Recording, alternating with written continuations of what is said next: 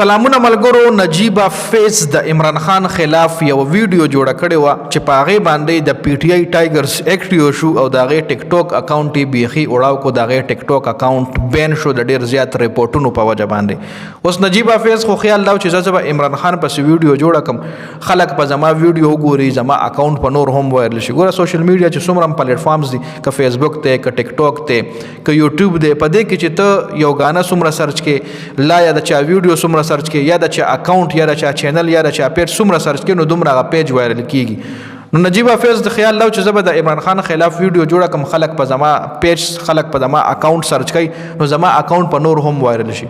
خو الته سرچ کولو سره سره په خلکو ریپورټونه هم ول. نو د نجیبه فیض یو ډیر غټ اکاونټ چې کوم دی هغه بین شوی دی، ټیک ټاک ولا بین کړی دی. جی ویډیو تاسو له په سکرین باندې ښکاري، ما خو خپل نه دی وزټ کړی او نه مطلب خیال مشته چې وزټ کم. خو ویډیو چې کومه د عمران خان خلاف جوړه کړې و هغه دا و چې اسیم منیر پکې یاد کړو، د آرمی چیف، د پاکستان آرمی چیف اسیم منیر یاد کړو چې اسیم منیر هغه کس دی چې چا لنګړه یاد کړو عمران خان، چې چا په عمران خان باندې او دغه پسې دغه چې کم پی ټی آی ورکرز دي په هغې باندې مطلب سر وګرځول. هغه خو څه بل الفاظ استعمال کړي، خو دا پکې دا ویم چې هغې داسې قسم الفاظ استعمال کړي. نو په دې باندې د پی ټی آی ټایګرز اکټیو شو او د هغې ټول ټیک ټاک اکاونټ چې کوم دی هغې بین کو په ټیک ټاک کې.